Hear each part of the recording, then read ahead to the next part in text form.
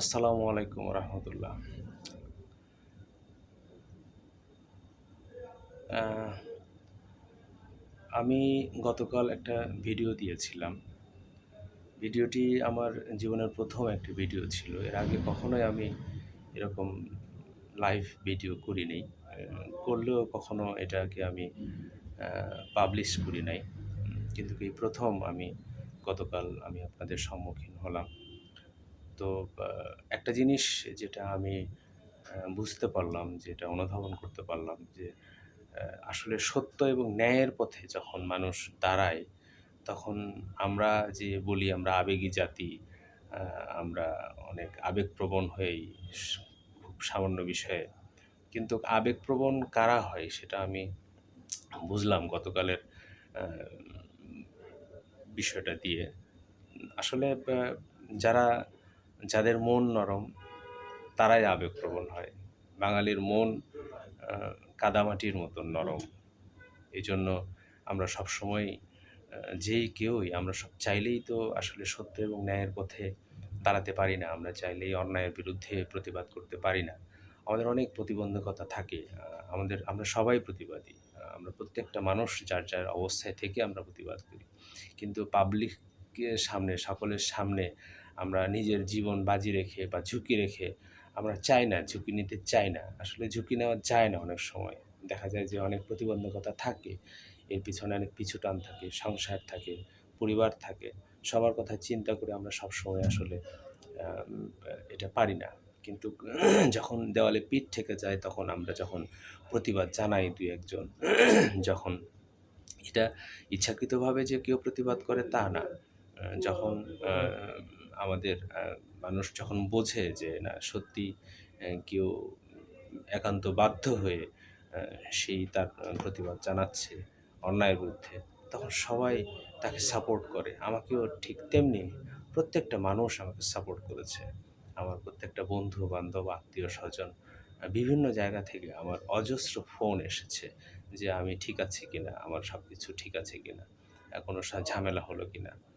তো আমি সত্যিই আমি অনেক আনন্দিত। আমার যদি চাকরিটা চলেও যেত তাহলে আমি হয়তোবা আমি কষ্ট পেতাম না আর আপনাদের ভালোবাসার জন্য। সকলের যে দোয়া এবং ভালোবাসা সেটা আমাকে অনেক বেশি আন্দোলিত করেছে, অনেক বেশি সাহস জুগিয়েছে। আর এই জন্যই আজকে আমার আসা। তা আমি গতকাল আমি একটা জিনিস শপথ নিয়েছি যে আমি আমার এই ফেসবুকে, আমার এই সোশ্যাল মিডিয়াতে আমি যখনই কিছু বলবো, আমি অবশ্যই আ কারো চাটুকারিতা, কারো গোলামি, কোনো অসত্য তথ্য আমি আপনাদের সাথে কখনো কোনোদিন শেয়ার করব না। নিজের মানে জানা মতে, হয়তোবা অজ্ঞতাবশত বা আ না জানা থাকলে সেটা অন্য বিষয়। কিন্তু আমি যখনই কোনো তথ্য আপনাদের কাছে শেয়ার করব, তখনই আপনারা আমার প্রতি শতভাগ আস্থা রাখবেন যে না, আমি যে তথ্যটা দিচ্ছি তা শতভাগ নিশ্চিত হয়ে তারপরেই আমি আপনাদের সাথে শেয়ার করার চেষ্টা করব। আর আমি বা আরেকটা জিনিসও যে আমি নিয়েছি, আমি অবশ্যই সবসময় ন্যায় বিচারের পক্ষে থাকব। আ এ এ এটা আমার শপথ এবং আপনাদের ভালোবাসা, আপনাদের সাপোর্ট আমাকে এই সততার পথে ন্যায় বিচারের পক্ষে থাকার জন্য আমাকে উৎসাহ জুগিয়েছে। আপনাদের সবাইকে অসংখ্য ধন্যবাদ। আর সেই সাথে দেরকে আমি আরেকটা সুখবর দিতে চাই। আ আপনাদের সকলের সহযোগিতায় আপনারা যখন আমার দুঃখ কষ্ট শুনে আমাকে আমার মঙ্গল কামনা করেছেন, আমাদের সম্মানিত ম্যানেজমেন্ট তাদের বিষয়টা নজরে এসছে এবং তারা তাদের অধীনস্থ যারা কর্মকর্তা ছিলেন তাদেরকে নির্দেশ প্রদান করেছেন বিষয়টা আ সুরাহা করার জন্য।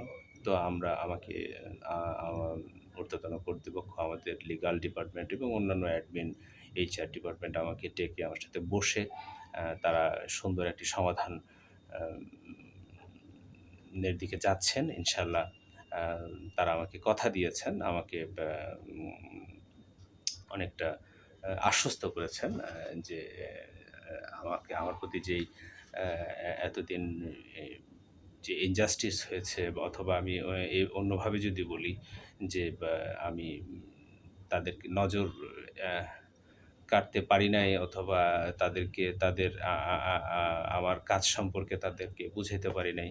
তো এই বিষয়গুলো তারা বিবেচনা করে আ আমাকে একটা ব্যা সুন্দর ভালো একটা অবস্থানে নেওয়ার জন্য তারা চেষ্টা করছেন। আ তাদের প্রতিও আমি আস্থা রাখতে চাই। আস্থা আছে, বিষয়টা এরকম না। আমি আস্থা রাখতে চাচ্ছি এখন পর্যন্ত। তো সেই আস্থার ভিত্তিতেই তারা হয়তোবা সমাধানগুলো করবেন বলে আমি আশা করছি। তো ইনশাল্লাহ আমি পরবর্তীতে আমার বিষয়গুলো আপনাদেরকে শেয়ার করব। আমরা সবাই ভালো চাই। আমরা চাকরি করি ঠিক আছে, কিন্তু চাটুকারিতা করব না। আমরা আমাদের অধিকার নিয়ে থাকব।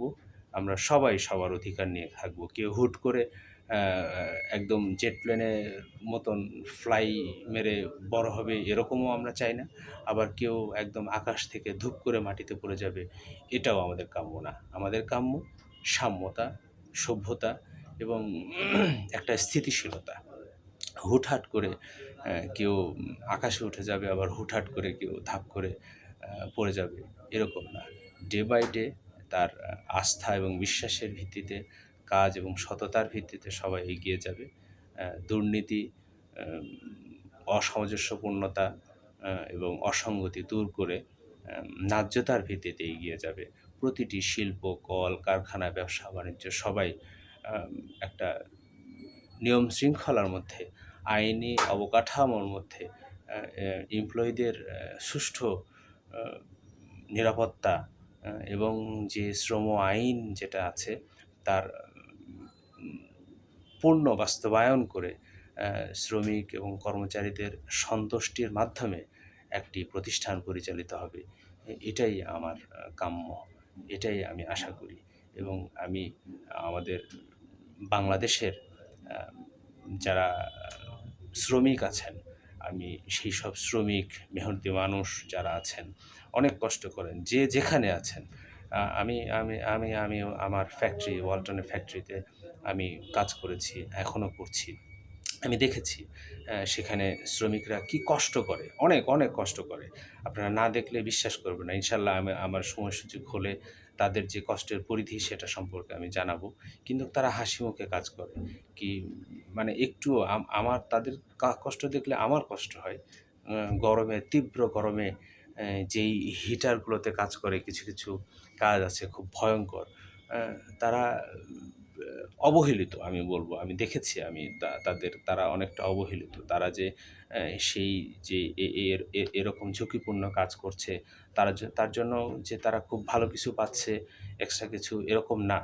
তো আমাদের আসলে প্রত্যেকটা জায়গায় মানবিক অ্যাডমিন দরকার। HR অ্যাডমিন, HR মানে হিউম্যান আ রিসোর্স, হিউম্যান রিসোর্স। তো আমার মনে হয় যে এই HR অ্যাডমিনের কাজ হওয়া উচিত। আমি যেটা মনে করি যে মানুষের হ্যাঁ, উন্নয়নের জন্য, মানুষের ভালোর জন্য, এমপ্লয়িদের স্বতঃস্ফূর্ত অংশগ্রহণের জন্য মোটিভেশন দিবে তারা।